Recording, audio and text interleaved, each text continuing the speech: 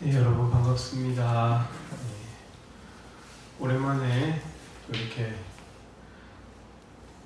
유튜브랑 카카오 TV는 얼굴을 보지 못했는데 그래서 이름만 보고 그냥 여러분들을 상상해야 되었는데 이렇게 얼굴을 볼 수 있으니까 좋은 것 같습니다. 여러분 제 목소리가 잘 들리시나요? 네. 고개 끄덕끄덕 했어요. 네. 디지털 장비를 아직 믿지 못하는.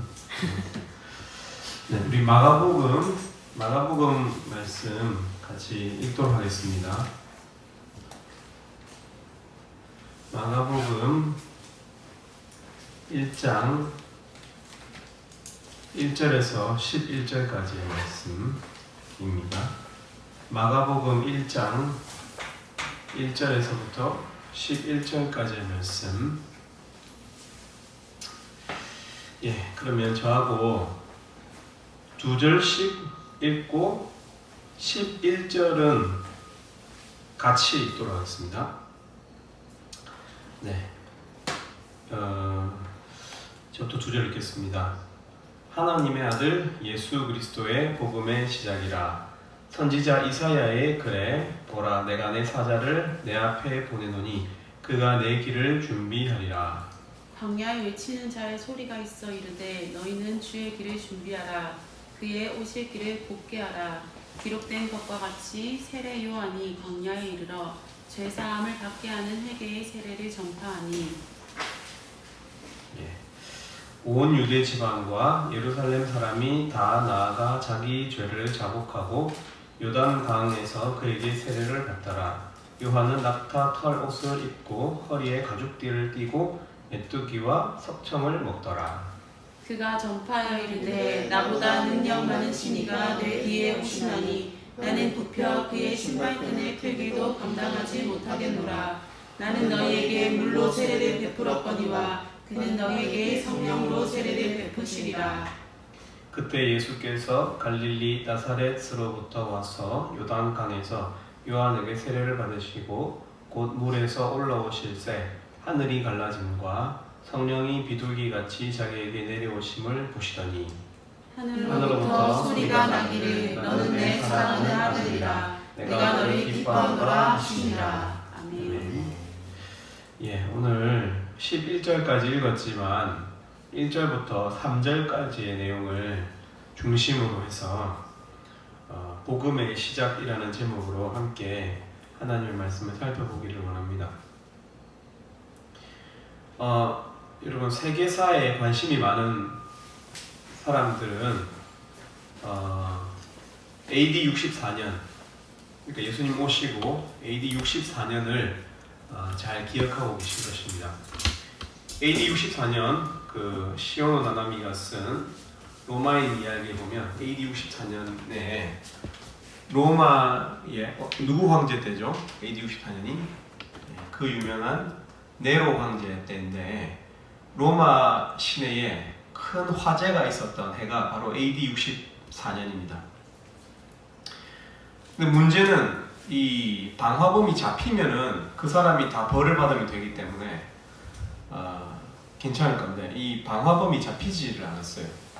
그러니까 정확하게 누가 불을 질렀는지에 대한 정보가 없었던 그런 큰 화재였습니다.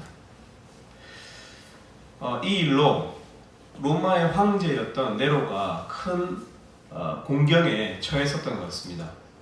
비록 네로가 황제이긴 하지만 로마의 정치 체계는 그 당시에 이제 공화정을 향하고 있었거든요. 현대의 이 민주주의 이 정치 체계처럼 지금의 국회라고 할 수 있는 원로원들이 있었고요. 또 시민들의 여론이 아주 무서운 사회였습니다. 비록 황제라고 해도 이런 큰 화재는 그 황제의 지위를 불안정하게 할 수 있는 그런 정도의 일이었다고 합니다. 로마의 화재에 대한 책임을 만약 방화범이 잡히지 않는다면 결국은 네로가 감당해야만 했었죠. 근데 실제로 또 어떤 역사가들은 당시 정신병을 앓고 있던 네로가 본인이 저지른 그런 방화라는 그런 설도 있습니다. 근데 이 네로 황제는 이 화재의 원인을 당시 그리스도인들에게 돌렸습니다. AD 64년부터 그러니까 그리스도인들에게 큰 박해가 시작된 것입니다. AD 64년은 그러니까 로마에서 화재가 있었던 해이기도 하고 또 그리스도인들이 아주 본격적으로 정치인들의 박해를 받기 시작하는 그런 해였습니다. 당시 그리스도인들에게 네로의 통치는 큰 두려움이었을 것입니다. 근데 꼭 네로뿐만이 아니고도 성경에 보면 여러 황제들이 등장하죠.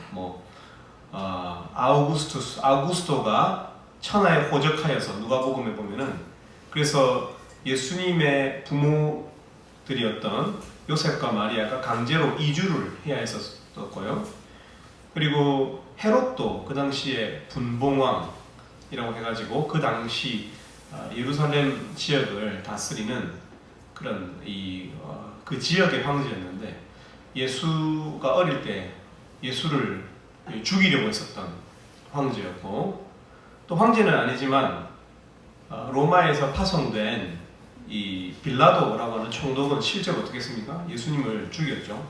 예수님만 죽인 게 아니고 제자들도 다 잡아들이려고 했었기 때문에 당시에 제자들이 뿔뿔이 흩어지게 되는 그런 일이 있었습니다. 그러니까 그 당시의 황제들 또 총독, 분봉왕, 세상의 정치인들은 그들의 즉위라고 하죠. 그 사람들이 그 자리를 차지하게 되는 거 enthronement라고 하는데 즉위, 통치는 그리스도인들에게 두려움을 안겨주는 것이었습니다.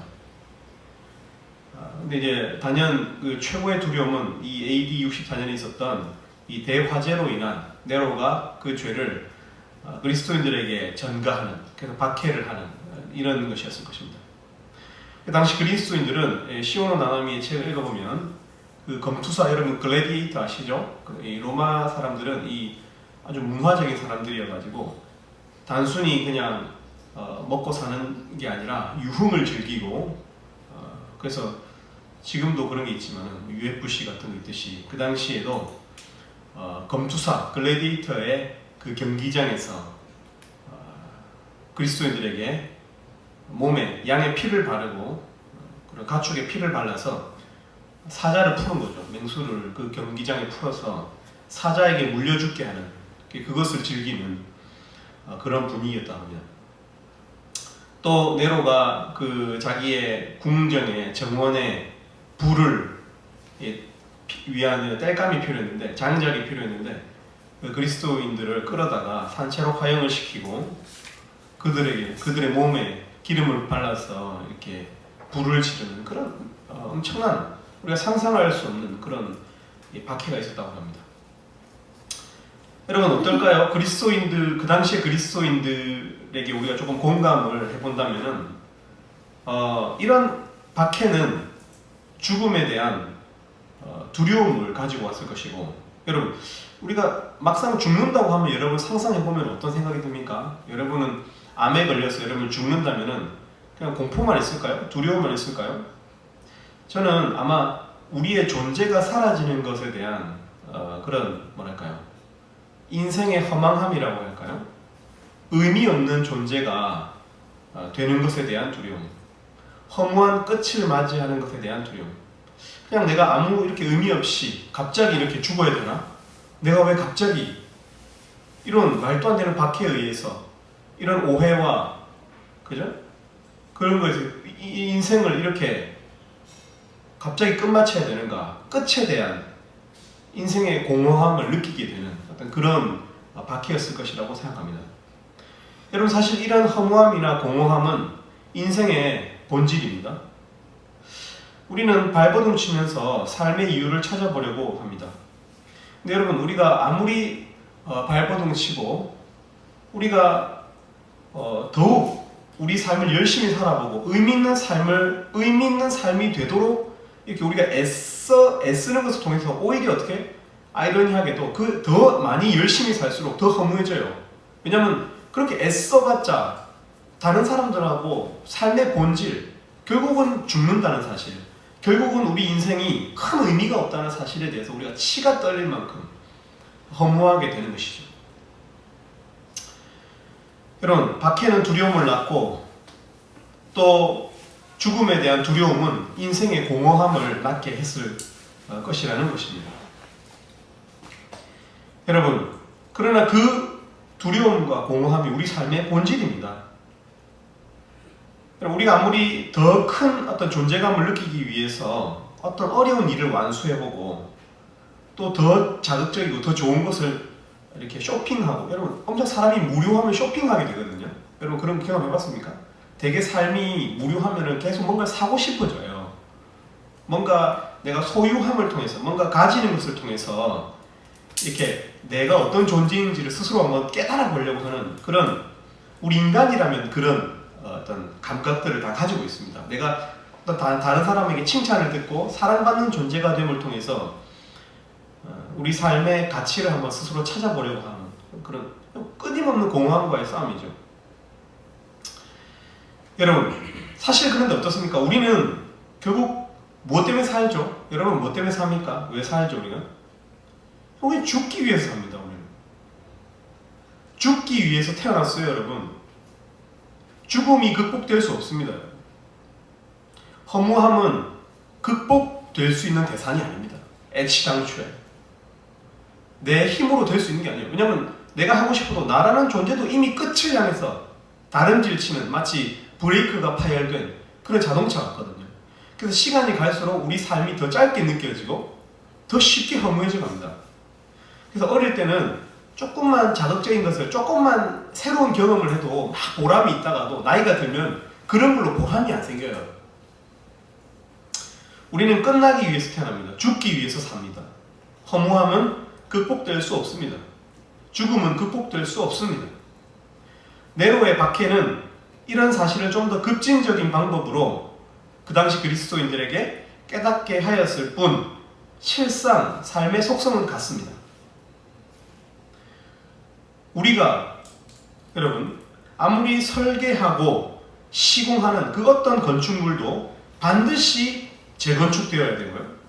새 집에 들어갔다 해도 그 새 집도 50년 뒤면 재건축이 필요하고, 우주 이 역사의 끝에서는 그 건축물들도 다 폐기가 되어야 돼요. 여러분이 지금 성취하고 있는 바로 그 일도 다 끝이 나게 되어 있습니다. 여러분의 죽음과 함께, 아니면 여러분 죽기 전에 끝이 납니다. 그 일은. 우리는 뭔가 시작하여도 반드시 폐기를 위해서 시작하는 것입니다. 여러분 기억하십시오. 여러분이 지금 오늘 시작한 그 일도 끝나기 위해서, 역사 속에서 어느 한 시점에서 딱 그 단절되기 위해서, 끝장나기 위해서 하고 있는 것이라는 것, 한계가 있는 시작이라는 사실을 여러분 기억하셔야 됩니다. 네로의 즉위, 네로의 통치, 네로의 엔스론먼트와 네로의 박해가 일어났었던 AD 64년에 그리스도인들은 그런 마음을 가지고 살았을 것입니다. 엄청 길죠, 서론이. 충격적으로 서론이 길다고 느끼고 있을 거라고 생각합니다. 네. 어느 순간 지금 본론에 들어오고 있습니다. 그럼 마가복음이 언제 쓰였을까요? 1세기. 네, 1세기. 마가복음이 쓰여진 해는 AD 64년입니다. 네로의 대박해가 시작되던 바로 그 AD 64년, 사람들이 어떤 그 세속의 통치자를 통해서, 세속의 왕이 즉위하는, 네로가 그 자리에 앉는 것, 그리고 박해하는 그 통치에 의해서 두려움과 허무함이 이렇게 켜켜이 쌓여가기 시작할 그때에 마가복음이 소책자로, 여러분 성경에 마태, 마가, 누가, 요한복음 있잖아요. 복음서가. 근데 이 중에서 제일 먼저 쓰여진 복음서가 뭐예요? 마가복음입니다. 이 마가복음이 소책자, 그 당시에 작은 책자, 제가 이렇게 하고 있는 소책자는 아니에요. 두루마리였겠죠. 아무튼 그 당시 기준으로 상대적으로 작은 이 책 마가복음이 쓰여져서 그 당시 그리스도인들의 손에 들려졌다는 거예요. 여러분 하나님은 참 재밌으시죠? 한때 여러분 마가가 어떤 사람입니까? 마가는 그 개인의 어떤 충성됨의 실패로 인해서, 마가는 성실한 사람이 아니었던 것 같아요. 첫 시작은 좋았으나 마가는 이 잘 사는 집, 마가의 다락방 여러분 기억하십니까? 이 다락방을 소유할 만큼 큰 이 가정집을 소유할 만큼의 이 부자였는데, 부잣집에서 태어나서 뭐 버릇이 없다 뭐 이런 게 아니라, 아무튼 그 근성이 없고 끈기가 없어서 충성됨에 실패해가지고 바울에게 버림받았던 사람이에요. 마가는. 바울이 마가랑 같이 선교하러 갈 바에는 난 너랑 그냥 갈라서겠다 이런 어떤 선언을 했었던 그 사람 마가입니다. 그러니까 대표적으로 예수님의 제자들 중에서도 실패자죠. 예수님께서는 그 충성됨의 실패로 인해서 바울에게 버림받았던 마가를 이때 쓰십니다. 그 마가를 통해서 그리스도인들에게 이 책을 주십니다. 이런 적절한 타이밍에 위로가 필요한 그리스도인들에게 적절한 타이밍에 아주 적절하지 않은 제자 마가를 통해서 하나님께서 이 일을 이루어 가십니다. 적절한 타이밍에 적절하지 않은 사람 이 마가를 통해서 섭리하시면 하나님의 섭리는 아주 오묘하고 놀랍죠. 그죠? 네로가 폭정을 휘두르기 시작하는 그 시간이 바로 하나님의 시간이죠. 하나님의 출판의 시간입니다. 모두가 폐기 처분한 마가를 하나님께서 쓰셔서 마가복음을 그리스도인들에게 이렇게 그 손에 들려주십니다. 그 책의 첫 문장이 뭘까요? 마가복음 1장 1절이겠죠. 그 첫 문장이. 우리 1장 1절 읽어보겠습니다. 1장 1절 시작. 하나님의 아들 예수 그리스도의 복음의 시작이라. 여러분 엄청 유명한, 엄청 중요한 그런 말씀입니다. 다시 읽겠습니다. 하나님의 아들 예수 그리스도의 복음의 시작이라. 복음이라는 생소한 단어가 나왔습니다. 복음이라고 하는 생소한 단어가 나왔습니다. 여러분 이 복음이라는 단어는 지금 뭔가를 하고 있습니다. 네. 복음이라는 단어는 영어로 가스펠인데 그 당시에 그 당시 사람들의 언어로는 유앙겔리온이라는 단어입니다. 유앙겔리온이라는 단어는 유대인들, 그러니까 구약에서부터 하나님의 백성이었던 유대인들뿐만 아니라 그 당시에 이방인들, 로마인들도 썼었던 단어입니다. 유앙겔리온. 이 복음이라는 단어가 그런 단어입니다. 유앙겔리온. 먼저 유대인들에게 이 단어가 어떤 단어인지 이사야서 40장을 볼 필요가 있습니다. 이사야서 40장에 보면 이 복음이라는 단어가 나옵니다. 여러분 열이 없습니다. 코로나는 아닌 것 같고요. 네, 이사야서 40장에 보면 이사야서 40장의 배경을 좀 설명해 드리면 그 당시에 이스라엘 백성들이 바벨론이라고 하는 제국의 포로가 되어서 그들의 땅으로 끌려갔습니다. 포로가 되어서 포승줄에 묶여서 끌려갔습니다. 그런데 그 유배지에서 포로지에서 다시 이스라엘 땅으로 그들의 땅으로 복귀하게 될 것을 예고하는 그 성경이 이사야서 40장입니다. 제가 읽어드리겠습니다. 이사야서 40장. 여기서 어디서 유앙겔리온이라는 단어가 나오는지 한번 여러분 찾아보세요. 유앙겔리온이라는 단어가 나오면 손을 빡 드세요. 알겠죠? 자, 여러분 동시에 같이 손을 들게 되기를 바랍니다.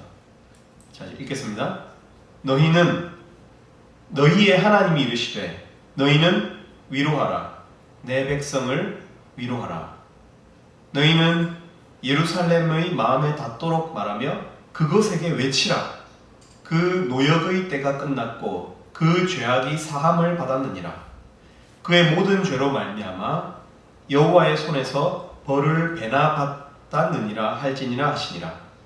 외치는 자의 소리여 이르되 너희는 광야에서 여호와의 길을 예비하라. 사막에서 우리 하나님의 대로를 평탄하게 하라. 골짜기마다 도두어지며 산마다 언덕마다 낮아지며 고르지 아니한 곳이 평탄하게 되며 험한 곳이 평지가 될 것이요 여호와의 영광이 나타나고 모든 육체가 그것을 함께 보리라. 이는 여호와의 입이 말씀하셨느니라. 말하는 자의 소리여 이르되 외치라. 대답하되 내가 무엇이라 외치리까 하니 이르되 모든 육체는 풀이요 그의 모든 아름다움은 들의 꽃과 같으니 풀은 마르고 꽃이 시들면 여호와의 기운이 그 위에 불미라. 이 백성은 실로 풀이로다. 풀은 마르고 꽃은 시드나 우리 하나님의 말씀은 영원히 서리라 하라. 아름다운 소식을 시온에 전하는 자여. 여러분 손 들으셔야죠. 손 들으세요. 아름다운 소식, 여기서 말하는 아름다운 소식이 유한겔리온입니다. 복음. 아름다운 소식을 시온에 전하는 자여 너는 높은 산에 오르라. 아름다운 소식을 예루살렘에 전하는 자여 너는 힘써 소리를 높이라. 두려워하지 말고 소리를 높여 유다의 성읍들에게 이르기를 너희의 하나님을 보라 하라. 하나님을 보래요. 아름다운 소식을 전하면서, 유한겔리온 소식을 전하면서 하나님을 보랍니다. 10절입니다. 보라, 주 여호와께서 장차 강한 자로 임하실 것이요 친히 그의 팔로 다스리실 것이라. 보라, 상급이 그에게 있고 보응이 그의 앞에 있으며 그는 목자같이 양떼를 먹이시며. 여기까지. 여러분, 이 아름다운 소식, 유한겔리온이라고 하는 단어, 이 복음이라고 하는 단어가 어떻게 쓰이고 있죠, 여러분? 한마디로 말하면 그 당시에 바벨론 황제에게 노예가 되었던 이스라엘 사람들에게 이 아름다운 소식이 어떤 소식입니까? 구체적으로 복음이 뭡니까? 여러분, 복음이라는 말 되게 잘 쓰잖아요. 유한겔리온, 굿뉴스지, 가스펠이지. 뭐냐고요? 근데 그게 뭐냐고요? 여러분, 아름다운 소식은 유대인들의 용례에 의하면, 이사야서 40장에 의하면 이 아름다운 소식은 여러분 즉위입니다. 즉위. 통치입니다. 통치. 포로된 그들을 자유롭게 할 것이라는 사실인데 무엇을 통해서? 하나님께서 오신다는 거예요. 하나님께서 장차 강한 자로 임하신다는 것이죠. 임한다는 게 뭡니까? 즉위죠. 왕이 그 자리에 나타난다는 거예요. 이 이사야서 40장은 하나님께서 메시아를, 하나님의 형상인 메시아를 이 땅에 보내신다는 것, 이것이 복음입니다. 복음. 유대인들에게 복음이라는 단어가 하나님이 보낸 왕, 메시아, 그의 즉위, 그의 통치라면, 그럼 아까 제가 유한겔리온이라는 단어가 이방인들도 쓰는 단어라고 했잖아요. 이방인들의 용례는 무엇일까? 당시 제가 요세푸스 글을 찾아보니까 이방인들도 이 유한겔리온이라고 하는 단어를 썼는데 언제 썼는가? 이렇게 씁니다. 황제가 자녀를 생산했을 때, 황제가 다음 황제를 낳았을 때 유한겔리온이라는 단어를 씁니다. 유한겔리온이라는 단어를 씁니다. 여러분, 이방인들에게도 이 복음이라는 단어는 어떤 용례죠? 어떤 의미로 쓰이는 것입니까? enthronement입니다. enthronement. 즉위라고 볼 수 있습니다. 여러분, 그렇다면 그 당시 네로 황제의 즉위와 아우구스투스, 빌라도, 헤롯, 이들의 즉위로 인해서 그리스도인들이 받았던 박해, 여러분 기억하시죠?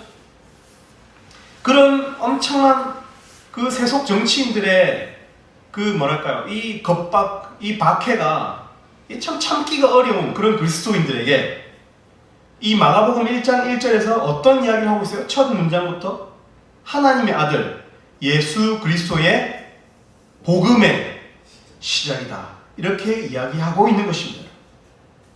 여러분, 그렇다면 이 복음이라는 단어가 뭡니까? 이 복음이라는 단어, 하나님의 아들 예수 그리스도의 통치의 시작이다, 이런 말이에요. 예수 그리스도, 하나님의 아들의 즉위, 보좌에 앉으심, 지금 이 시점부터 정치를 시작하시는, 섭리를, 통치를 시작하시는 그 통치의 시작이라는 말을 하고 있는 것입니다. 여러분, 네로의 통치 위에 누가 통치한다는 거예요? 하나님의 통치가 있다는 거예요. 보라, 주 여호와께서 장차 강한 자로 임하실 것이요 친히 그의 팔로 다스리실 것이다. 여러분, 이 사실을 성경이 다시 환기시키고 있습니다. 환난 앞에서 잠시 멈칫하고 움츠렸던 크리스천들에게 시작된 이 복음이 무엇을 의미하는지 다시 그들의 믿음을 새롭게 하고 있는 것입니다. 그 사실은 바로 하나님이 통치하신다는, 하나님이 통치하신다는 사실입니다. 바벨론의 통치 아래에서 묶였던 이스라엘 사람들에게 이 복음은 하나님이 통치하신다는 이 복음은 언제 시점이었어요? 미래 시점이었어요. 앞으로 올 일이었어요. 그러나 네로의 박해를 받고 있는 바로 이 AD 64년 그리스도인들에게 여러분 이 복음은 미래입니까? 아니요. 지금이래요. 지금 하나님께서 통치하신다는 거예요. 지금 너희가 박해를 받고 있는 그 삶의 현장이 네로의 통치 위에 하나님께서 통치하신다라고 선포하고 있는 것입니다. 이 복음서는. 여러분 이 복음이 하나님의 통치가 시작되었다라고 이야기하고 있는 것입니다. 여러분 아까 전에 제가 죄로 인해서 죽음이 세상에 들어왔다고 했습니다. 결국 모든 시작은 끝을 향한 것이라고 했습니다. 우리는 소멸을 위해서 태어난, 그래서 필연적으로 우리 삶은 허무한 것, 여러분 그런 것이라고 이야기했습니다. 허무한 인생에 우리는 정말 안타깝게도 시작이라는 단어를 쓰죠. 우리 어린아이가 태어날 때 그 아이의 인생이 시작되었다라고 표현하잖아요. 그죠? 그러나 그 시작은 어떤 시작입니까? 끝이 날 것에 대한 시작이죠. 우리는 모든 끝날 것에 대해서 시작이라는 말을 쓸 수밖에 없어요. 우리 삶은. 모든 것은 끝을 위해서 시작되지만 여러분 역사상 처음으로 절대로 끝나지 않는 시작이 우리가 읽은 이 마가복음 1장 1절에 쓰이고 있습니다. 이 시작이라는 단어는 결코 끝나지 않을 것에 대해서 쓰고 있는 단어입니다. 모든 것은 다 끝을 위해서 시작이라는 단어를 써요. 시작이라는 단어를 쓰는 이유는 끝이 있기 때문에 시작이라는 단어를 쓰지만 이 예수 그리스도 복음의 시작이라 여러분 이 단어는 이 문장은 역사상 절대로 모든 것은 다 끝나기 위해서 시작이라는 단어를 썼지만 처음으로 드디어 진정으로 의미 있는 시작이라는 말을 쓰고 있는 것입니다. 시작. 뭔가 공기의 흐름이 달라져 버린 거예요. 끝이 아니라 절대적 의미를 가진 유의미한 시작의 시간, 그 시작이 우리에게 열렸다는 거예요. 여러분 이 시작 안에 절대로 허무한 존재는 없습니다. 결코 허무한 죽음도 없어요. 성도의 죽음이 왜 허무한 것입니까?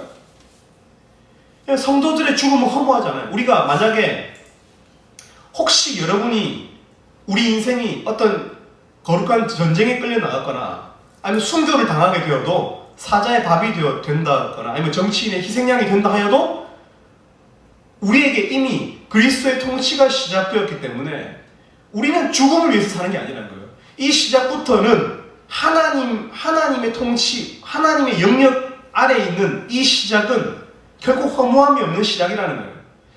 그 어떤 것도 겁박을 할 수가 없어요. 이 그리스도인들의 영혼을. 우리 지금 혜림자매 얼굴도 보이고 현수 형제 얼굴 보이고 우리 동희자매, 영자매 지금 제가 보고 있는 화면에는 태경 형제, 정민 형제, 혜진 간사님 또 가려진 분가 보이고 저군요. 네. 여러분 믿습니까? 여러분 이 시작을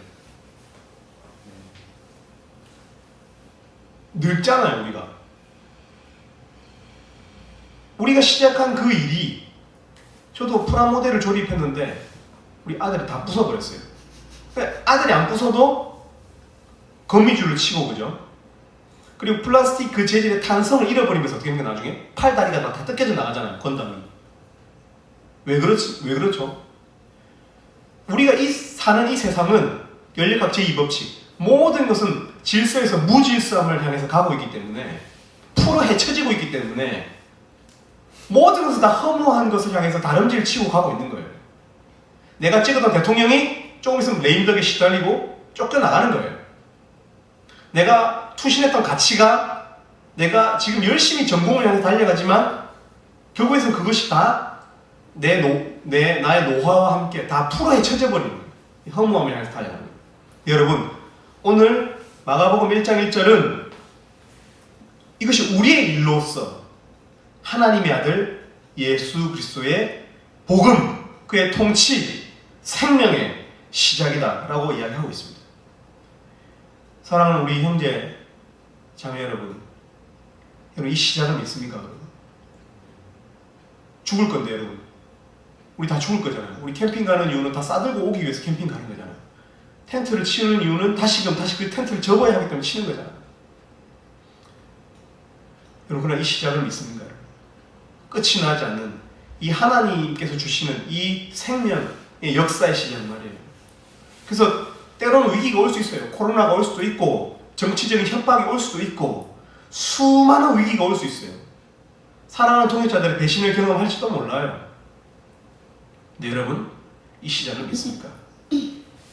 하나님의 아들 예수 그리스도 그 아들의 통치의 시작을 여러분 믿습니까? 여러분 믿는다면 여러분 마음속에 있는 그 허무함을 그 어둠을 여러분 몰아내실 수 있기를 바랍니다. 아 나는 다 끝날 건데 나는 죽을 건데 뭐 해 이거 뭐 다 해봤자 아무 의미가 없는데 사탄에 속지 마세요. 우리는 그런 존재가 아닙니다 여러분. 하나님의 아들 예수 그리스도 우리가 그 안에 있을 때 여러분 마음에 있는 그 어둠 그 끝에 대한 허무함을 몰아내실 수 있기를 바랍니다. 하나님께서 실패한 마가를 통해서 한번 실패하셨던 마른 장작더미 같았던 폐기물 같았던 플라스틱 조각 폐기물 같았던 그 마가를 통해서 말씀하고 있습니다.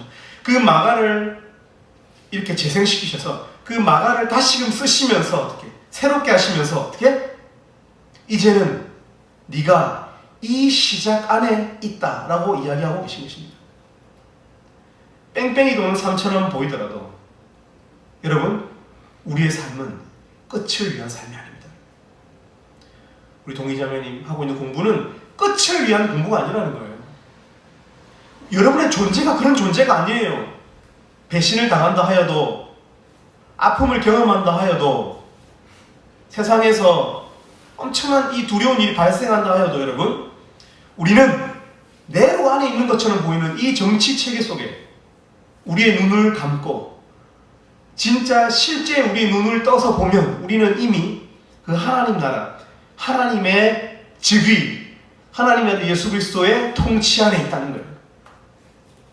시작으로부터 절대로 끝나지 않은 이 시작으로부터 비롯된 새로운 질서가 우리 안에 있습니다.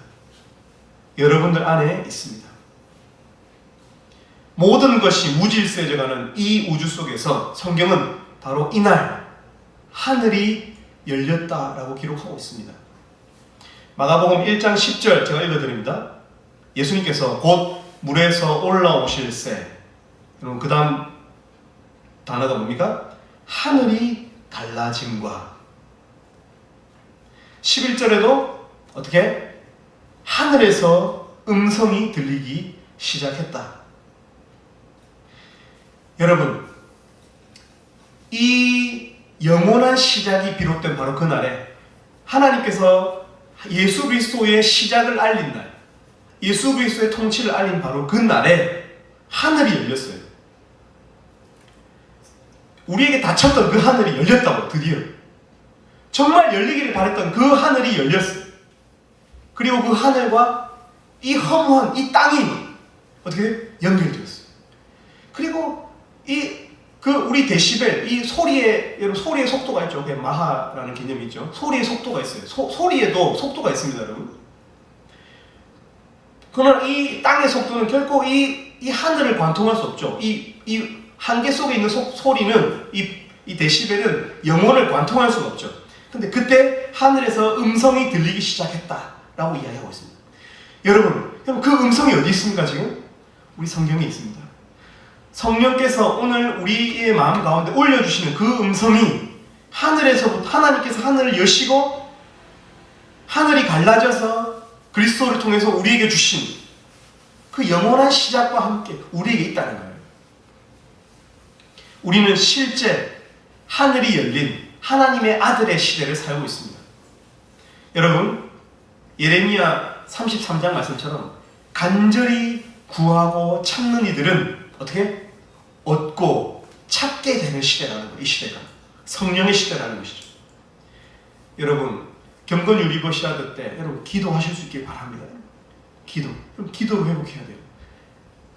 매너리즘에 빠지는, 사랑하는 우리 형제 자매님들이 매너리즘에 빠지는 것, 영적인 슬럼프에 빠지는 것을 마음 안타깝게 여기고 있습니다. 목자로서 기도하지 못해서 죄스럽게 여기고 있습니다.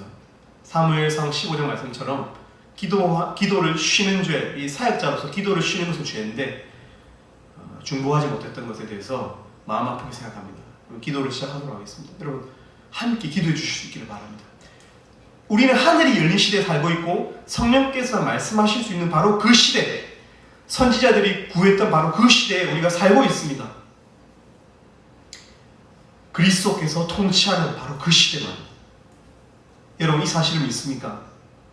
하나님께서 그 아들을 통해서 통치하시는, 끝이 나지 않는 이 통치의 시대. 여러분 하나님께서 그의 백성들에게 책임감을 느끼는 바로 그 시대. 왜 이사야서 40장에서 하나님을 강한 자로서 그 강한 팔로 임한다고 이렇게 예언하고 계십니까? 여러분 우리가 눈에 보이는 이 정치 체계와 세속 체계를 너무 강하게 보기 때문에 그런 거예요.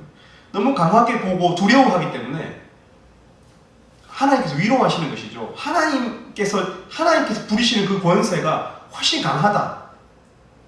두려워하지 말라는 거예요. 강해지라는 것이죠. 하나님께서 우리를 통치하시기 때문에 우리의 시민권이 하늘에 있는 이상 우리가 두려울 것이 없다는 거예요. 하나님의 통치에 힘이 있다는 것이죠. 그가 강하시고 그의 방법이 옳다는 것. 결국은 그의 뜻대로 될 것이라는 거예요.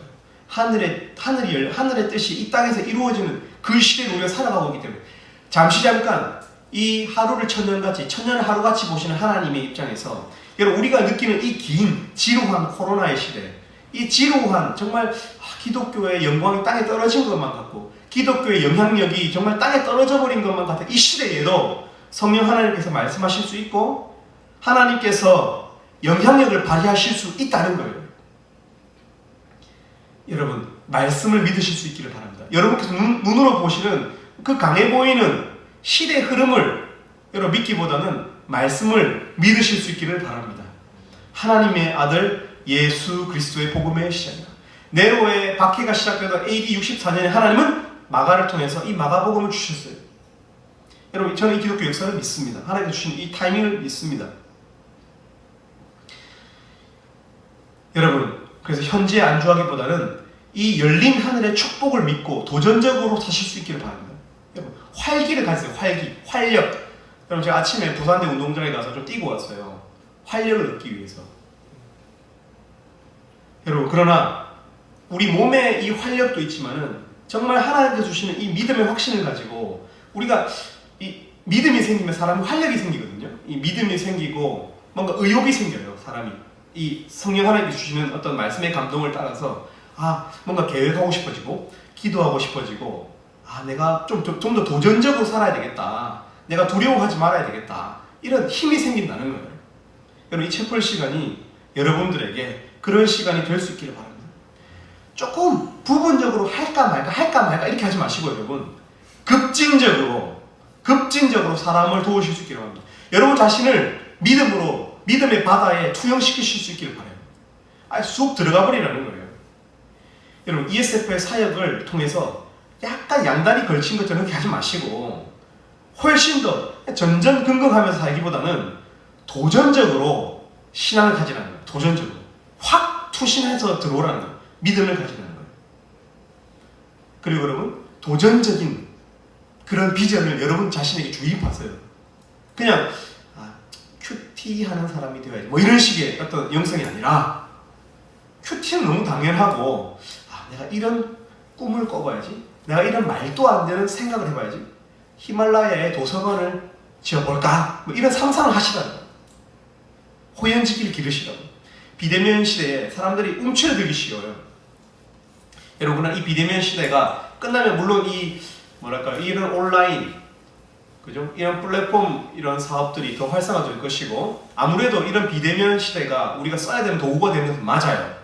그러나 여러분, 반드시 예고합니다. 반드시 대면의 사회가 도래하게 될 것입니다. 어떤 방법으로라도.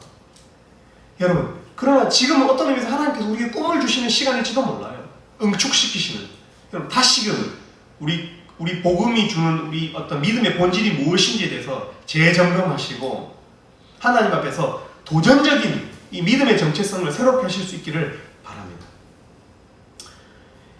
예, 우리 마지막으로 우리 2절, 3절 말씀 한번 읽어보고 이 부분만 한번 살펴보고 마쳤으면 좋겠습니다. 우리 마가복음 1장 2절, 3절 말씀, 2절, 3절 말씀 같이 읽겠습니다. 시작. 선지자 이사야의 글에 보라, 내가 내 사자를 내 앞에 보내노니 그가 내 길을 준비하리라. 광야에 외치는 자의 소리가 있어 이르되 너희는 주의 길을 준비하라. 그의 오실 길을 곱게 하라. 예, 까지. 여러분, 이 말씀은 성경의 두 군데에서 발췌된 말씀입니다. 성경의 두 군데. 여러분, 어디와 어디일까요? 여러분, 성경에 보면 나와 있습니다. 어디와 어디입니까, 여러분? 예, 말라기와 이사야입니다. 근데 여기서 보면 이제 그냥 대표적으로 이사야의 글에라고 표현하고 있지만 사실은 이 1장 2절은 말라기 3장 1절 말씀이고요. 그리고 1장 3절 말씀은 이사야서 40장 말씀입니다. 여러분, 말라기와 이사야의 연대 차이는 꽤 납니다. 시간적인 그 거리 차이가 나요. 역사적으로 크게 조상인 이사야와 그 후손인 말라기입니다. 역사적으로 시간 간격이 아주 큽니다. 이 두 군데 이 두 말씀이 여러분 오늘 한 말씀으로 우리에게 지시가 되고 있죠. 말라기 3장과 이사야서 4장에 있는 말씀이 두 군데 말씀이 한 군데 말씀으로 우리에게 제시가 되고 있습니다. 여러분, 1장 2, 3절은 누구를 향한 말씀일까요? 1장 2, 3절은 세례 요한이라고 하는 사람을 예고하고 있는 성경입니다. 우리가 읽었던 이 마가복음 1장 2절과 3절은 세례 요한이라고 하는 사람을 예고하고 있는 말씀입니다. 여러분들, 이 말씀이 어디서? 몇 군데에서 발췌된 말씀이라고요? 두 군데라는 거예요. 두 군데. 이사야와 말라기 두 말씀이지만 여러분, 가리키는 사람은 어떤 존재입니까? 한 존재라는 거예요. 한 존재. 마가복음 1장에 보니까 한 사람, 바로 세례 요한을 말합니다. 성경이 가리키는 여러 말씀에 분명한 적용을 받는 한 사람이 세례 요한이었어요. 성경의 아주 먼데 있는, 시간적으로, 공간적으로 아주 먼데 있는 이 여러 메시지에 분명한 현재적인 적용을 받고 있는 사람이 오늘 세례 요한이에요. 세례 요한. 세례 요한은 성경에서 이르는 글이 그냥 어떤 참조가 되는 것이 아니라 어떻게? 그냥 내가 성경 보니까 좋네, 이 성경 보니까 마음에 드네, 여러분, 이런 것이 아니라 그 말씀이 정확하게 지칭하고 있는 그 말씀에 적용된 그 말씀이 자기 정체성인 사람이 바로 세례 요한이라는 거예요. 말라기에서 예고된 바로 그 사람. 특별히 말라기에서 4장 5절에서 6절에 보면 엘리야를 예고하고 있습니다. 엘리야. 제가 읽어드립니다. 4장 5절에서 6절입니다. 말라기 4장 5절에서 6절인데 제가 읽어드릴게요. 세례 요한을 예고하고 있는 말씀. 보라, 여호와의 크고 두려운 날이 이르기 전에 내가 선지자 엘리야를 너희에게 보내리니 그가 아버지의 마음을 자녀에게로 돌이키게 하고 자녀들의 마음을 그들의 아버지에게로 돌이키게 하리라. 돌이키지 아니하면 두렵거늘 내가 와서 저주로 그 땅을 칠까 하노라 하신다. 여러분, 엘리야는 어떤 사람입니까? 엘리야는 그냥 허상의 인물일까요? 허구의 인물입니까? 아닙니다. 엘리야는 분명히 구약에 살았던 바로 그 사람이에요. 근데 왜 세례 요한을 엘리야라고 부르고 있죠? 세례 요한의 사역이 엘리야의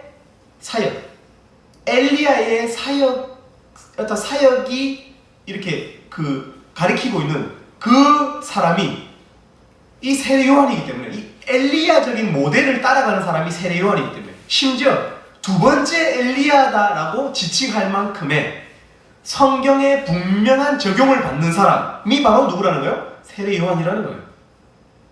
예수님도 마태복음 17장에서 세례 요한을 바로 하나님이 보내신 엘리야로 인정하셨습니다. 내가 너희에게 말하노니 엘리야가 이미 왔으되 사람들이 알지 못하고 임의로 대우하였도다. 여기서 말하는 이 엘리야가 바로 세례 요한을 말하고 있습니다. 여러분 오늘 본문에 보면 이 세례 요한의 인상착의가 기록되어 있습니다. 이 1장 6절 제가 초반부만 읽어드릴게요. 세례 요한의 먹거리 말고 그 인상착의만. 요한은 낙타 털 옷을 입고 허리에 가죽띠를 띠고 라고 기록하고 있거든요. 유대인들은 이 요한의 인상착의에서 곧바로 한 사람을 떠올릴 수 있었을 거예요. 열왕기 하 1장 8절에 보면 이 엘리야의 이 인상착의를 이렇게 표현하고 있습니다. 그들이 그에게 대답하되 그는 털이 많은 사람인데 허리에 가죽띠를 띄었더이다 하니 왕이 이르되 그는 디셉 사람 엘리야로다.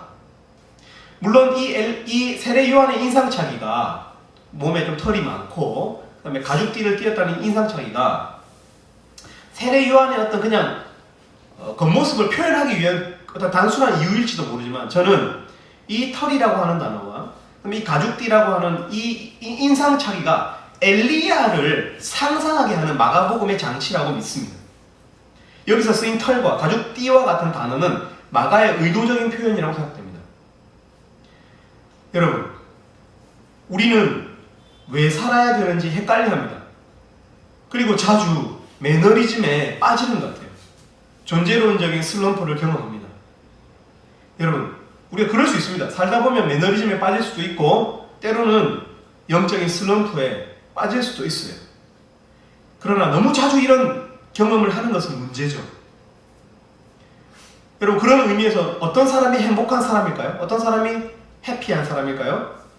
저는 살아야 되는 이유를 아는 사람이 행복하다라고 생각합니다. 내가 왜 살아야 되는지, 내 정체성이 무엇인지, 내가 하는 이 일의 분명한 이유를 아는 사람이 행복합니다. 내가 지금 서는 이 길에, 내가 지금 걷고 있는 이 길의 이유를 아는 사람이 행복하다고 생각합니다. 비록 매 순간 또 매 하루는 따분한 일상의 반복일지도 몰라요. 어저께 했던 일을 그대로 해야 되고 음식을 해야 되고 음식물 쓰레기 버려야 되고, 그러나 그 일상의 방향성을 선명하게 믿는 사람은 설령 그 삶이, 그 하루가 반복되는 것이라 할지라도 행복할 수 있다고 믿습니다. 여러분, 어떤 신앙인이 행복하죠? 성경의 글이, 성경의 선언이, 성경의 글이 단순히 참조가 아니라 그냥 내가 좋아하는 말씀, 내가 자주 접했던 말씀, 이런 것이 아니라 성경의 글이, 성경의 글에 자기 적용을 할 수 있는 사람, 성경의 글이 자기에게서 멀지 않은 사람이 저는 행복하다고 믿습니다. 말씀이 문자에 머물지 않고 바로 나의 삶을 가리키는 것으로 여길 수 있는 사람이 행복한 신앙인이라고 믿습니다. 분명한 정체성을 가진 사람, 자신이 무엇을 해야 하는지, 왜 해야 하는지 아는 사람, 소명을 아는 사람이 행복하다는 거예요. 콜링을 가진 사람이 행복해요. 그래서 우리 지원 간사님이 간사가 되기 전에 이렇게 간사 제안까지 받았는데, 목자님들이 간사 제안을 하면 행복한 일이거든요. 안 그래요? 그렇잖아요. 목자님들이 그만큼 신뢰하고 믿었기 때문에 지원 학사님, 지원 형제님 간사 해보면 어때요? 이건 얼마나 행복한 일이겠어요. 근데 지원 간사님 표정이 전혀 행복하지 않았어요. 왜 그렇죠? 자기가 진짜 하나님께서 쓰실 사람이 맞는지, 자기에게 진짜 하나님의 그 부르심이 있는지, 하나님께서 레위인과 아론의 반차를 따라서 주신 그 사역자의 그 말씀이 자기에게 해당하는 것인지를 몰라서, 목자님의 부르심은 하나님의 부르심이라고 인정하지 않기 때문에, 그의 고상함이, 그 콜링이, 저의 콜링이 하나님의 콜링이라고 믿지 않기 때문에, 저의 입에서 나오는 말은 결국 하나님의 말이라고 믿지 않기 때문에 매우 보수적으로 하나님의 말씀을 대하는 아주 조심성이 많은, 나는 직접 직통계시를 받고 싶다, 그런 어떤 의미에서는, 그죠? 그런 고상한 사람이기 때문에 그가 행복하지 않았어요. 여러분, 어떤 사람이 행복합니까? 하나님의 말씀이 내 거라고 믿는 사람이 행복한 거예요. 그래서 말라기서, 이사야서의 말씀이 바로 나를 향한 말씀이라고 믿는 사람이 행복하다는 거예요. 분명한 정체성을 가진 사람이 행복합니다, 여러분. 여러분, 우리 세례 요한에 대해서 할 수 있는 일이 정말 많습니다, 여러분. 세례 요한에 대한 정보가 굉장히 많아요. 세례 요한이 오늘 이 본문에만 나오는 게 아니에요. 심지어 이 요세푸스라고 하는 이 역사가도 이렇게 쓰고 있습니다. 제가 읽어드릴게요. 원어입니다. 영어로. He was a good man. 그럼 해석 가능하시죠? He was a good man. 그는 좋은 사람이었다. Who 관계되면서 who commanded the Jews to exercise virtue. 선행을 연습하는 것을 명령했었던 유대인들에게. 그러니까 선행을 하도록 강요했었던 사람이 바로 이 세례 요한이라는 거죠. And piety toward God and come to baptism. 그러니까 하나님을 향한 경건을 연습하도록 유대인들에게 강요했었고, 그리고 나와서 세례를 받으라고 했었던 사람이다. 뭐 이렇게 요세푸스도 그의 글에 기록을 아주 방대하게 하고 있는데, 여러분들과 제가 해석할 수 있는 이 문장을 가져왔어요. 여러분, 성경에서도 세례 요한에 대한 좋은 정보들이 가득합니다. 누가복음에 보면 그가 노령의 부모에게 기적적으로 주어진 하나님의 아이였다라고 기록하고 있고, 또 그가 어머니의 배에서부터 성령이 충만했다라고 기록하고 있어요. 세례 요한이. 또 그는 누구의 사촌입니까? 예수님의 사촌이에요. 예수님의 혈육이라는 사실을 기록하고 있습니다. 마태복음 11장에 보면 예수님의 직접적 칭찬 중에서 그가 여자가 낳은 자 중에서 the greatest man이다, 최고다 라고 기록하고 있습니다. 또 그 세례 요한의 인생의 마지막 순간도 기록하고 있는데, 그가 헤롯이라는 사람의 불의를 드러내면서 순교했다라고 기록하고 있습니다. 성경은. 여러분, 얼마나 많은 정보가 있습니까? 그죠? 근데 여러분, 오늘 본문 보세요. 그 방대한 세례 요한에 대한 정보를 뒤로 물러놓고 아주 집약적으로 표현하고 있습니다. 보세요. 1장 3절. 광야에 외치는 자의 소리가 있어. 소리. 광야에 외치는 자의 소리. 여러분, 사람을 어떻게 표현하고 있습니까? 소리라고 표현하고 있어요. 소리. 사람이라고 하면 우리가 그 사람에 대해서 입체적으로 설명해야 될 것이 많지만, 사람보다도 더 단순한 명제, 단순한 어떤 한 대상으로 그 정체성을 그리고 있어요. 소리라는 거예요. 소리. 세례 요한이 소리라는 거예요. 소리. 여러분, 소리가 뭐죠? 소리. 소리는 알리는 거예요. 전달하는, 스피커라는 거예요. 스피커. 의도적으로 세례 요한의 정체성에 대해서 초점을 어떻게 더 줄여놓고 있어요. 말라기와 이사야서 40장을 한목에 묶어서 세례 요한이라고 표현하는 데서 그치지 않고 그는 소리였다라고 정체성을 더 줄이고 있다는 거예요. 더 객관화시키고 더 요약하고 더 이렇게 예리하게 우리에게 제시하고 있다는 거예요.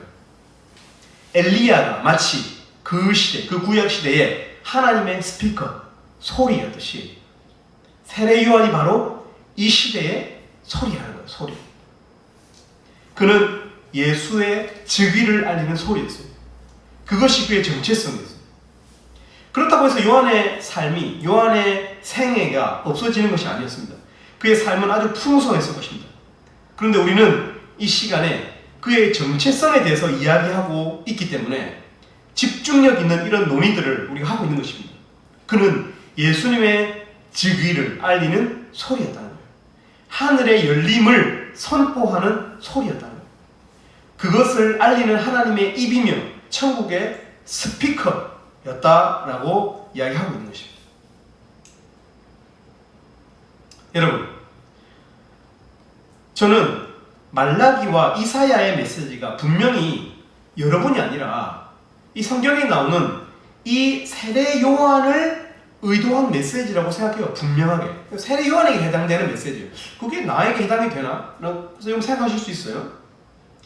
그러나 여러분, 예수님께서는 세례 요한을 여자가 낳은 자 중에서 the greatest man이다, 여자가 낳은 자 중에서 정말 훌륭한 자다 라고 표현하시면서 동시에 그 뒤에 이런 말씀을 덧붙이셨습니다. 그런데 천국에서는 가장 작은 자라고 할지라도 세례 요한보다는 크다라고 얘기했어요. 저는 이 말씀이 바로 우리를 향한 도전이라고 믿습니다. 그래서 이 말씀이 우리에게도 적용할 수 있는 말이라고 믿습니다, 여러분. 우리가 바로 이 시대의 소리의 정체성, 하나님의 대언자라는 정체성을 함께 받을 그 제3의 엘리야로서의 대상이라고 이 말씀이 우리를 향하고 있다고 저는 믿습니다.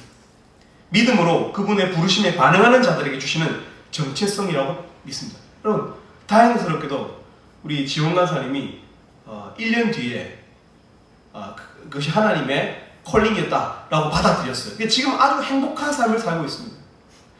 자기 정체성이 분명한 사람이 행복해지는 거예요, 여러분. 여러분, 저는 다시 말씀드리지만 여러분이 ESF의 부르심을 받았다는 것은 아주 놀라운 부르심이에요. 여러분, CCC가 아니잖아요. 코로나가 나왔던 CCC. 우리 ESF도 CCC가 우리도 ESF에서도 코로나 확진자가 나왔습니다. 여러분, 코로나 확진자들을 핍박하는 말이 아닙니다, 여러분. 농담인 거 아시죠, 여러분? 제가 말하려고 하는 것은 여러분이 ESF로 부름을 받았다는 것은 결코 사소한 일이 아니라는 거예요. 현수 형제님. 현수 형제님은 그냥 롤을 잘하는 그냥 한 부산대학생이 아니라 ESF, 이맨이죠, 이맨. 놀라운 부르심이라는 거예요. 우리 혜림자매가 모건교회에서 그냥 전도사님에게 그냥 코가 끼어서 고3 초청 예배 왔다가 ESF는 그게 아니라 하나님께서 이 마치 사가랴와 엘리사벳을 통해서 이 세례 요한을 이 땅에 오게 하셨듯이 어떤 도구로 하나님 오게 하실지 몰라요. 우리가 우연일지도 모르고 어떤 여러 가지 과정에 의해서 여러분이 있는 그 자리가 생겨난 것인지는 모르지만 우리가 믿음으로 이 말씀을 받아들이는 바로 그 사람의 심령에 저는 제3의 엘리야로서 이 시대에 광야와 같은 이 시대에 외치는 자의 소리로서 사람들의 마음이 허무해지고 사람들의 마음이 마치 빈들처럼 쩍쩍 갈라진 논밭, 이 저수지 물이 다 말라서 물이 들어오지 않아서 말라버린 이 벼밭과 같은 여러분 그런 이 심령에 소리가 필요한데 그들의 마음을 올릴 수 있는 소리가 필요한데 광야에 외치는 자의 소리로서 여러분 부르심이 있다고 믿어요. ESF라면 여러분 믿습니까? 네. 여러분은 어떤 정체성을 가지고 있습니까? 성경이 가리키는 바로 이 시대의 엘리야가 될 생각은 없습니까? 여러분? 그냥 대충 그냥 보통으로서 사는 것이 아니라 여러분의 정체성은 여러분의 됨됨이는 말씀이 예고하고 있는 그 대상과 얼마나 가깝습니까? 여러분 이 시간 우리가 지금 사이버로 인터넷으로 이렇게 줌으로 예배하고 있는데 우리 실질적 거리가 뭔데 여러분 저와 여러분의 거리는 멀다 할지라도 성령께서 주시는 여러분 그 메시지와 여러분의 거리는 멀어서 안 돼요. 여러분 이 시간 정말 눈을 감고 이 말씀이 이 정체성이 여러분을 향한 정체성으로 믿는다면 여러분 선언하십시오. 여러분 가슴팍에 새기세요.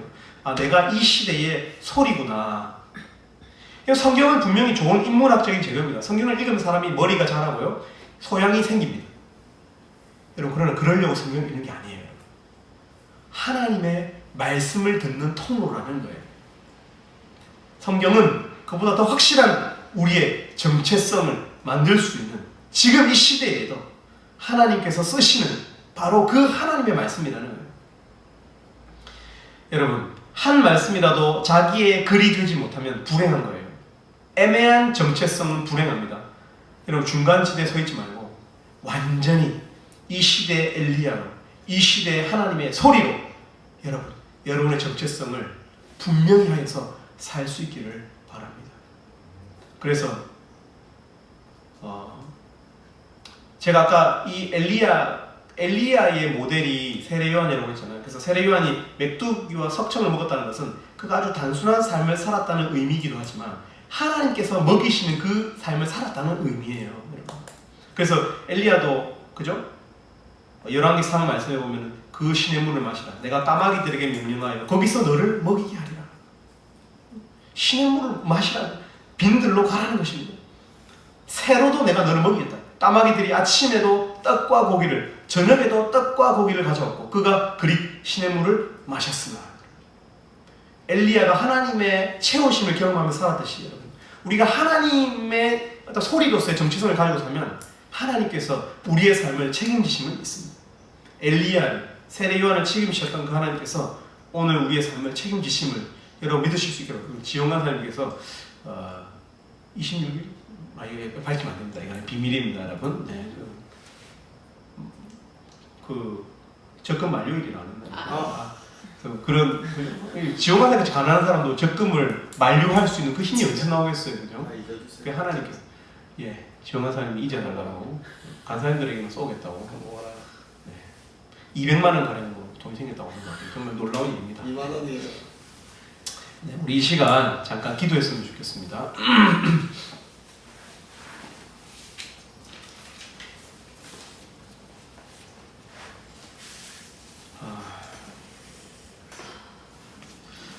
여러분, 우리 오늘 마가복음 1장을 통해서 이 시간 정말 좋은 말씀을 듣는 시간이 아니었으면 좋겠어요.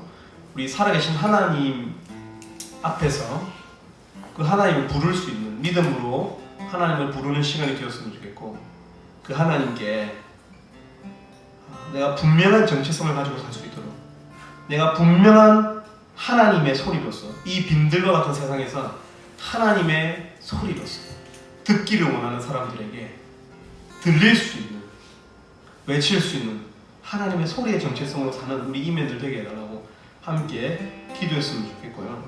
특별히 이 땅, 지금 코로나로 인해서 신음하고 있는 이 땅을 위해서 중보하면서 기도했으면 좋겠습니다. 그리고 기독교의 이 영향력이 몇몇 교회들에 의해서 이 복음의 영향력, 복음의 영광이 땅에 떨어져 밟히는 이 시대에 여러분, 그거 걱정할 필요 없어요. 사랑제일교회 걱정할 필요 없고, 우리 한 사람 한 사람이 중요한 거예요. 우리 한 사람 한 사람이 살아가는 그 사회, 지역사회가 중요한 거예요. 여러분들이 제대로 사는 것이 더 중요합니다. 여러분. 기독교는 언제나 그랬어요. 세력화되지 않았어요. 항상 디아스포라입니다. 뿔뿔이 선교, 그 지역으로 흩어지는 겁니다.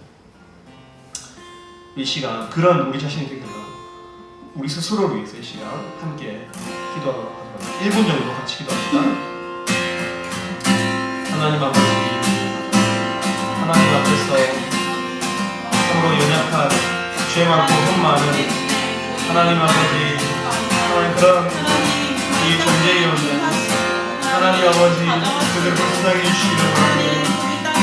하나님, 저희가 감히 제3의 엘리야가 될 수 있고 제2의 세례 요한이 될 수 있고 이 광야에 외친 하나님의 소리가 될 수 있는지 정말 자신이 없고, 내 자신의 악함을 볼 때, 내 자신의 연약함을 볼 때 서로 자신이 없어지는 것이 사실이지만, 이 시간도 믿음을 주시고 하나님을 의지하여서 내 자신의 내 속에 있는 이 영혼의 이 성파기를 원합니다.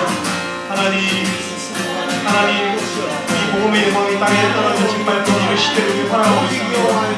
하나님, 그러나 우리 한 사람 한 사람 살아가는 하나님들이 이 땅의 빛으로, 이 땅의 소금으로 하나님께서 쓰시는 바로 그 동네의 사람으로 하나님 살아갈 수 있도록 해주시고, 여러분의 마음에 정성함을 주시고 기도하고자 하는 그 뜨거운 열정을 주시기를 원합니다. 원합니다.